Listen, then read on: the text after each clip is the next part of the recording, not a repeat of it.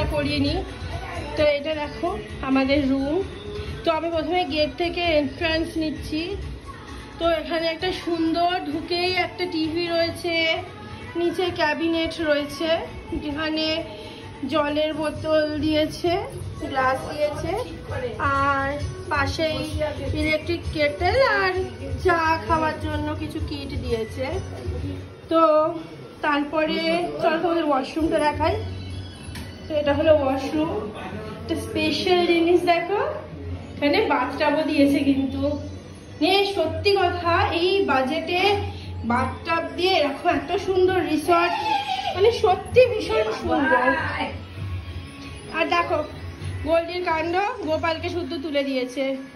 যাই হোক, তো চলো গোপালকে এখানটা রেখে দাও না, এখানে তো এখানেই দেখো এটা হলো আমাদের বেড। রুমকে দেখো, গোল্ডির দুষ্টুমি শেষ হচ্ছে না। এবার চলো বিচ ভিউটা দেখাই আমাদের ব্যালকনি থেকে।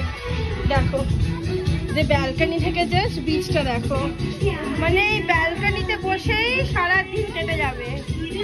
আর গান চলছে খুব জোরে জোরে, খুব সুন্দর রিসর্টটা, ভীষণ সুন্দর।